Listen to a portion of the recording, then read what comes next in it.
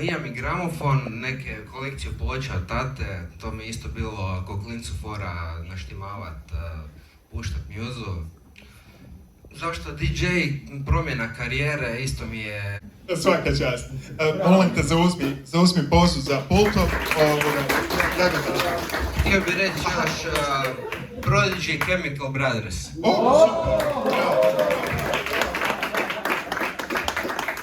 Ok. Sljedeća je Ana Varga. Svima od vas kojima će ići možda malo teže, znajte da svatko od nas predavača može vam dati dodatne neke instrukcije ili savjete ili dodatne sate i kako to već ide. Tako, evo, izvoliš mikrofon. Hvala. Pozdrav svima, ja sam Ana, imam 25 godina, dolazim iz Zagreba. Upisala sam DJ Akademiju jer jednostavno obožavam muziku i želim naučiti malo više o njoj i o glazbenoj sceni u Hrvatskoj. I želim naučiti miksat. Evo, to je to. Super! Evo, pokušajte sve biti kratki i jezgroviti kao Ana. A i tako dobro izgledati za pult.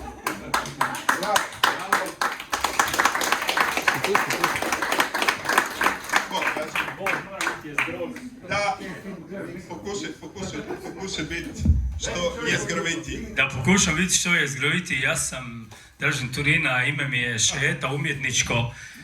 Napravio sam nešto albuma u karijeri, ali ne znam ništa o glazbi pretjerano, znam par akordi na gitari koje znam dobro spojiti s tekstom i tako već 30 godina i živim isključivo od glazbe, imam status profesionalnog glazbenika i nekako uvijek me zanimala elektronska glazba, odrastao sam uz Kraftwerk, Depeche Mode, pa sam kasnije išao tom nekakvom linijom elektronske glazbe i zanimalo me naravno i Prodigy, sve je to kasnije došlo, zanimalo me miksanje, zanimalo me DJing. Onda, međutim, nikad nisam stigao se baviti time i onda je došlo nekako spontano da sam vidio da su svi DJ-evi i to je vaša šansa. Dakle, toliko ima loših DJ-eva da sam tu vidio i svoju šansu. Da, fakat.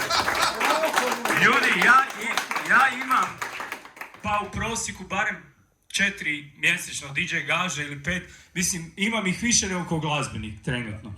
To je otkrivenje Hrvatske. Za vjenčanja, za hotele, za visoke zgrade, niske zgrade, svi traže DJ-a. Iz niza razloga u koje sad da ne ulazimo, postoje DJ-evi koji ništa ne razumiju i puštaju rozgu na play pauzu i postoje oni koji su zaista poštovani DJ-evi. Vjerojatno će vam profesori reći da danas sutra možete biti članovi Hrvatske glazbene unije i dobiti olakšice kao DJ-evi na ugovore i tako dalje. No ono što je jako bitno, ja sam zapravo imam doma te opreme zato što si mogu priuštiti. Pa sam kupio sve. Došao sam u Pioneer i sam rekao dajte mi sve. I onda sam kupio to sve, išao sam tako s tom opremom i svi su me gledali, to mi sve svijetlilo. Kad su me vidjeli, oni su poludili za mnom. A znam, htio sam samo reći, vi ste izvođači. Nikad ne zaboravite, da, jezgrovit ću biti, nikad ne zaboravite da ste izvođači, da je DJ faca. Ono što on rekao, glavna faca znači uvijek nastupate. I ja znam nastupat, ali ne znam miksat. I izbacio sam tako neke dobre DJ-eve iz nekih klubova zato što sam dobro nastupao, ali loše sam miksao. Dok jednom da vam završim, čast mi biti večeras sa vama s mladim, večeras, znam uvijek večeras kad imam mikrofon. Htio sam reći da mi je čast biti s vama mladim ljudima, jer sam jedan dan nastupao u jednom riječkom klubu koji se zove Crkva, možda ste čuli za njega i tamo bio dugi na G. Jedan izvrstan mladi DJ koji radi sa 4 playera odjednom. Bila je neka trash večer, a ja sam i svoju pjevačicu natjerao da bude DJ-ka. Kad vide curu sa slušalicama, svi polude, to je dupla cijena. I jednostavno pustili smo back to back, svašta smo radili dok nismo letili na DJ-a Duginu G koji je i atletičar i trener mladim atletičarima i sve nešto živo. I mi smo rekli, sad ćemo ga mi razvalit. Međutim, čovjek nas je tako zgazio da sam ja odlučio sve prodat, što imam od opreme i žena je rekla, čuj, ili DJ Akademija ili psihoklinika, ja sam se odlučio za Akademiju, da naučim, kad mi je čovjek rekao koliko ćeš BPM-a, ja sam rekao šta? Šta BPM-a, tako da evo, čast mi biti sa vama, hvala.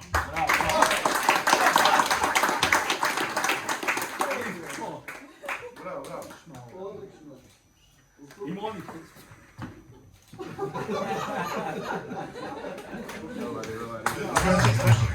Vidjet ćemo sad što o tome misli Robert Josipović.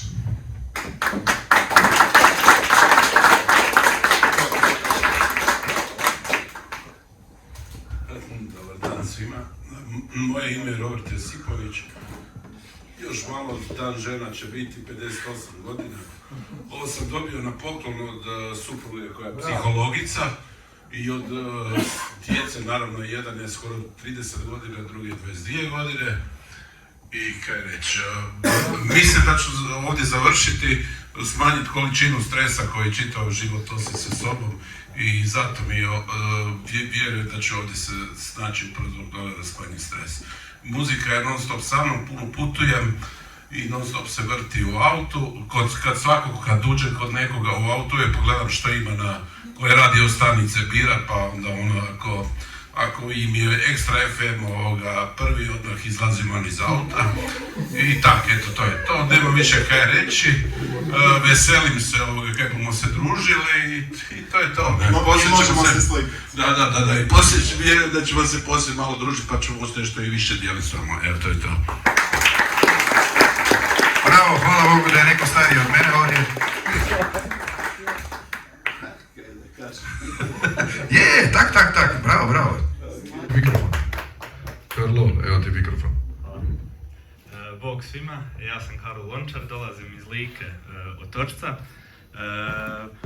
Ovo sam izabrao muziku jer obožavam, pušta me i imam jedan kod kuće, tako stariju verziju za miksat, dao mi je prijatelj isto DJ, pa je rekao, vidio sam ovu akademiju preko medija i rekao što sam ne bi probao i vidite, hoće li ići.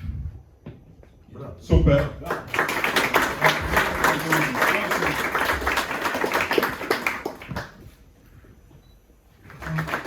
Mikrofon ćete govoriti, malo stajte bliže da vas se čuje na snimci. Pozdrav svima, Jelena Ivanović, inače završila sam glazbenu akademiju. Da, sad pričali ste baš i o muci, pa sam ja dodala sebi dvostruku muku, upisala sam produkciju, a inače nemam nikakve iskustva sa DJ-ingom. Došla sam ovdje to naučiti. Inače, zanima me tako spoj tih klasičnih melodija, nekih meni omiljenih sa elektronskom glasom, pa evo, to će biti. Pozdrav svima, ja sam Marija, 25-godišnja studentica novinarstva. Slušam sve i jako volim glazbu, praktički uz DJ Akademiju sam odrasla od malih nogu i zato mislim da je došlo i moje vrijeme da se priključim, da više ne sramotim tatu, da ja znam kaj ovi gumbići znače, kak premiksat, kak upalit, kak pojačat, tak da eto, zato sam s vama i veselim se.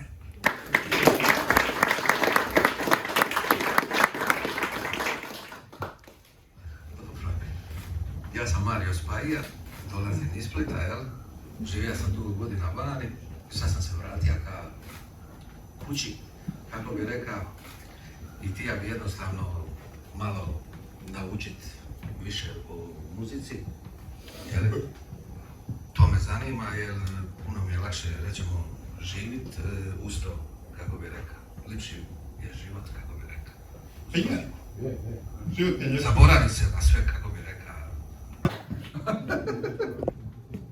Čekaj, ti ponavljaš godinu ili kaj? DJ Kamikaza je prvi polaznik DJ Akademije kojeg smo srušili. Dobro, da mi reci, pa kak to? Bio si već polaznik DJ Akademije i došli si opet? Pa zapravo sam htio malo vidjeti novu generaciju i podržati ih, a opet i kad dođemo do praktičnog dijela pokazati šta znam. I također sam htio reći da nakon DJ Akademije, evo, dosta sam se jako sprijateljio sa Krukem i znamo da smo bili, evo, ko hoće pogledat, zna da smo bili zajedno na Interliberu, da, to smo nas dvojica lavovski napravili. I eto, imao sam i prvi samostalni nastup i krenuo sam kao, evo, umjetničkim imenom DJ Kamikaza, kao hardcore, uptempo, EDM, psytrance i svašta, DJ i eto, imam i društvene mreže, kome hoće zapratiti i to je to. Ajde vidimo taj Kamikaza stav. Ovo je kamer, škare i papir se zove. Sljedeće je Karla Crnić.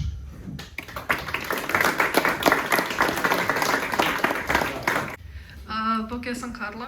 S muzikom baš nemam nekog iskustva. Probala sam u 6. razredu svirati gitaru. Pa sam ja slomila prst, pa je frendica slomila prst i odustali smo. I onda sam skužila da samo nije za mene i počela sam malo slušati remix i tak neke pjesme. Volim izlaziti van i DJ mi je uvijek najbolji prijatelj u klubu. Tako da sam odlučila probati malo sama i vidjeti.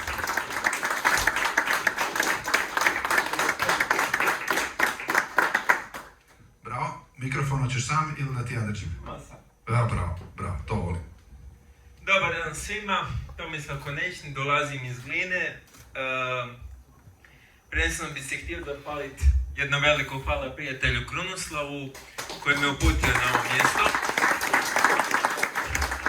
Life is music, music is life. Budim se, idem spavat sa glazbom, jedem sa glazbom, tuširam se sa glazbom i zato sam se odlučio prvenstveno na ovo, zato jer volim izazove i svako znanje dobro dođe i prvenstveno da druge osobe vide da osobe s invaliditetom mogu puno toga. Bravo.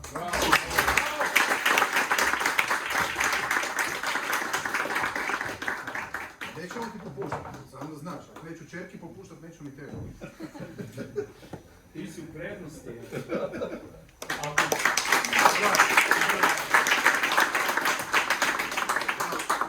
Sljedeća je Ksenija Car.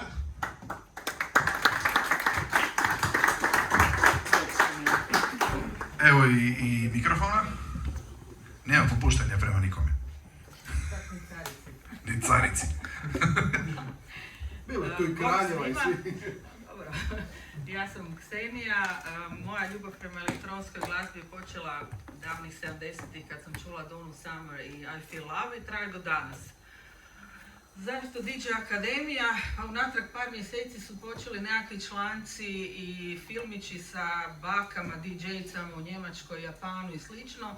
Pa rekoh, idem ja biti prva u Hrvatskoj. Moram reći da imam podršku od svojih doma, oni već osmišljavaju imidž, ime i sve, samo ne ono bitno koje ja moram napraviti, naučiti ovo. Možda ću ja biti ponavljač koji je ovaj mali dečko tu, kak se zove, DJ Kamikaza. I to je to.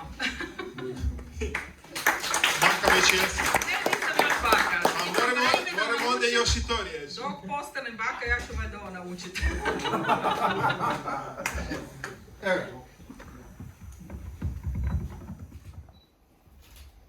Gdje sam rođen? Nisu karaoke, sorry. Bog, Goran, 38 Zagreba, volim sve što voli mladi, fizičar, informatičar. Već jako dugo vremena mučim svoje supatnike u autu sa raznim mikserima, pa je red da i sam naučim nešto miksat, da više ne bude je li ovo puka auto ili tvoja glazba? Svaki čas.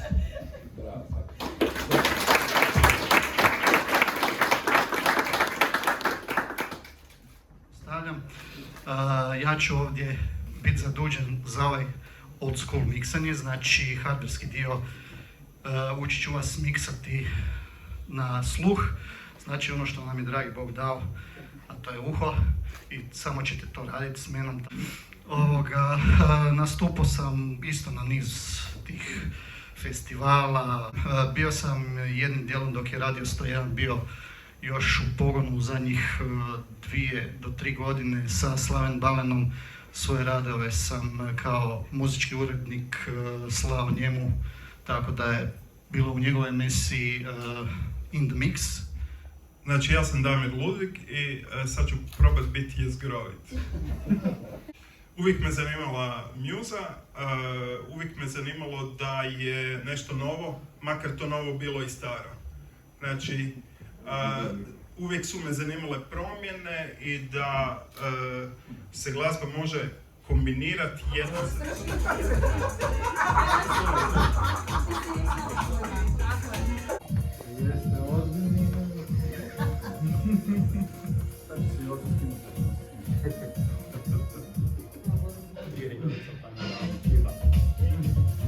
Dobro.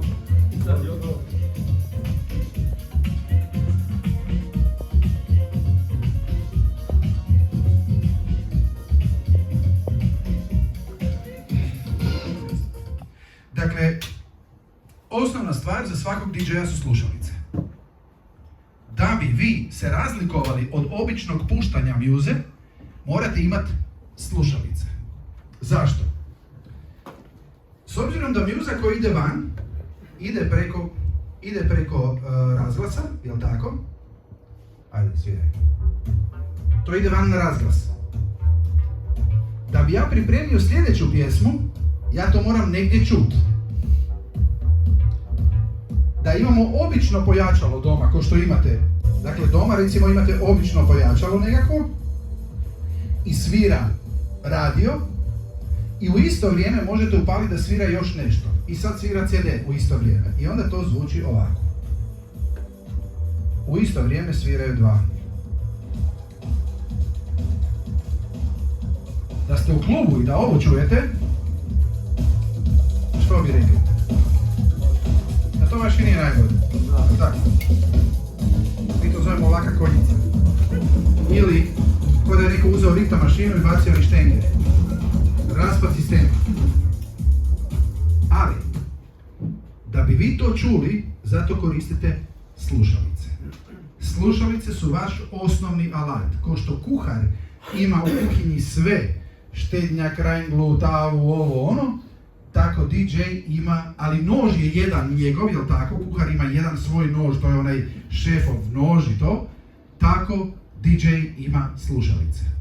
Svatko od vas će trebati imati svoje slušalice. A sad ću vam reći zašto.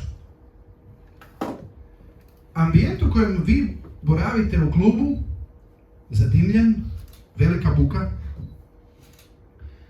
vaše uho, kako se oko vaše brani od dima ili od ne znam nečega? Pušta suzu, jel tako? Zasuzite, obrišete i sve u redu. Kako se uho brani? Luči što? Bravo, ko je rekao žutilo? Bravo. Mi to zovemo žutara. Jel tako? E sad, zato ja imam svoje slušalice. I kada ste u buci gdje je bubnjić vaš prilično napadnut bukom, onda uho luči sekretno. Vidjet ćete da je tu žutare puno. Djeluje vam smiješno, ali zaslušajte zašto vam to govorim. Zato je važno da imate svoje slušalice. One mogu koštati 20, 30, 50, 200 ili 300 ili 500 eura. Ovisno o tome za što ste se odlučili. Ali je važno da su DJ slušalice. Zašto DJ? Jer su one puno otpornije od običnih slušalica. Dakle, one su otporne na sve moguće udarce, natezanja i sve ostalo. Obične slušalice imaju slabiji kabel. Evo, ove moje slušalice koje sam kupio davno, nisu iz 2005. kad smo počeli, nego kasnije, kad smo dogovorili s Pioneerom suradnju. Dakle, gledajte, ja ištekam ovaj kabel. I ako meni kabel prekida, ja kupim samo novi kabel. I uštekam u slušalice koje imam.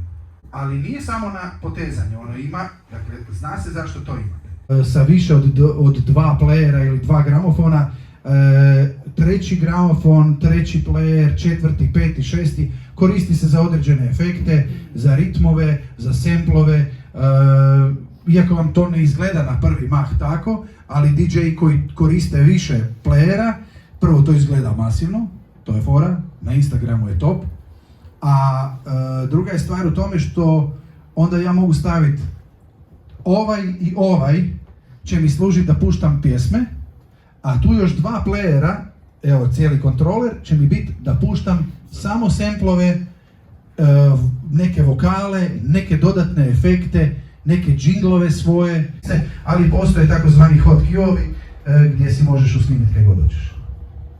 Ili dodati oznaku određenu ili efekt nekakav ili šta god hoćeš. Dakle, nekada davno prvi pravi DJ pult u Zagrebu, a mi smo tad, Zagreb je tad bio predvodnik, Zagreb uz Opatiju i Crikvenicu.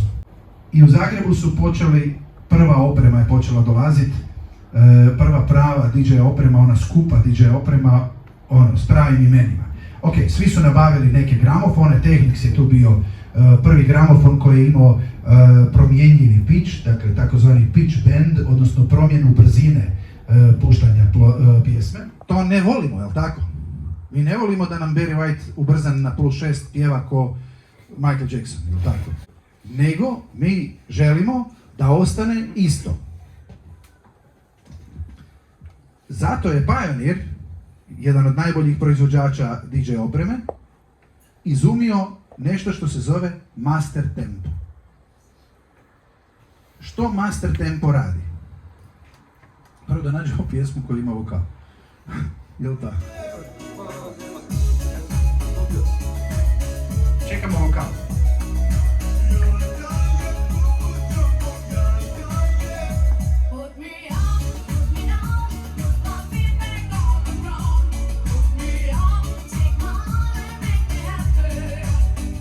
Još ćemo dodati da bude plus 16.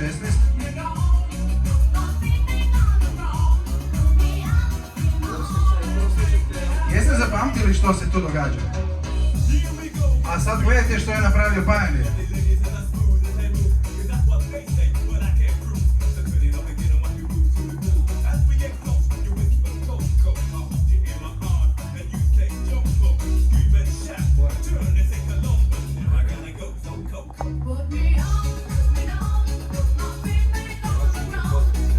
Gledajte, s jednim gumom sam ugasio ubrzavanje.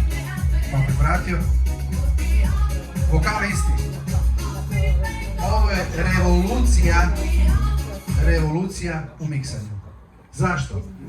Dogodilo se da svaku pjesmu možete miksati na svaku. Nakon toga nastaju takozvani mashup setovi, gdje puštaš Coco Jumbo koji ima 100 BPM-a na E-Samba 128. Zašto? Jer ga mogu ubrzati. I ubrzam ga i fučka mi se. Jer vokal ostaje isti. Što smo time izgubili? Izgubili smo upravo tu maštovitost da kreće muza u klubu, uvijek se kretalo od sporijega prema bržem. Lagano ubrzavanje. Svaka sljedeća pjesma je brža za 1 BPM otprilike. Što znači BPM? Beat per minute. Udar u minuti. Kako se broje BPM-ovi? Mi ću vam tu prekriti sa flasterima ove tu BPM-ove, nećete to vidjeti. Dakle, ajmo. Pam, pam, pam, pam, pam, pam, pam, pam. 1, 2, 3, 4, 1 i onda brojite. Sat, ko ima sat, štopericu i krenete brojati. Ne morate cijelu minutu brojati. Jel' tako? Dovoljno je i 15 sekundi izbrojati, pomnožiti puta 4 otprilike, ili kak već. 20 sekundi pa puta 3, 30 sekundi pa puta 2 i brojite koliko ima udaraca. Nekada davno, prije nego što su bili ovakvi uređaji koji sami broje BPM-e, mi smo uz, kad pogledate sve moje ploče s kojih sam ja puštao i radio po klubovima, imaju uz svaku pjesmu zapisano, Coco Jumbo, prva verzija 100, onda remix 104, Club Mix, taj je full ubrzan, 120. I to si stajao u klubu, štoperica i radio. Gdje smo se zeznuli? Došao sam, stigle su nove ploče iz Njemačke, bravo, 20 maxi singlova i dođe Lovrec u 5 popodne u klub. Jer nemam doma gramofon. Ja nemam doma gramofon, niti te ploče, to su ploče od kluba. Ja imam gramofon, ali ne mogu ukrast ploče donijeti. Sad što kao mladi DJ dođeš u klub, upališ mjuzu, ne preglasno, pustiš da svira, štoperica i ajmo brojat. I sve je super i zapišeš. Utrljaš sa rapidografom, dakle ono najjače, ko da je tetovaža. Jedna skužiš da je ovo bilo na +3. Što znači da sve što si napisao i sve što si izračunao ne valja jer je bilo ubrzano za +3. Ajmo sad to probaj obrisat, nekakav poslovođa te gleda, kaže dao sam 500 maraka za ploče, ti si mi tu usro sve napisao krivo. Sti normalan! Ok, dobro, ajmo sve isponova. Danas kad imate ovakve uređaje koji imaju BPM countere, dakle to imaju svi, kad imate laptop, sve vam piše unaprijed, tu čak možete izvući gore toga milijarde. To je izgubilo draž. To više nije to. Mi volimo da slušate to. Ali isto tako, što se duže bavite tim poslom, vi ćete znat, ovo koji ide otprilike tak, vaše srce kuca 60 udara u minuti otprilike. To je nekakav normalni ritam srca. Kad se popnete na prvi kat, već ste na 80. Kad ste trčali, onda ste na 100 BPM-a. 120 BPM-a je fakat da vas je neko lovio, pretuko, skinuo golog, na lemo, obrio glavu i još ste mu pobjegli. To je 120 BPM-a. Meni je prvi kat. Dobro. Svako od nas drugačije ima rad srca, ali znajte da 120 BPM-a je recimo plesno duplo brže od vašeg rada srca.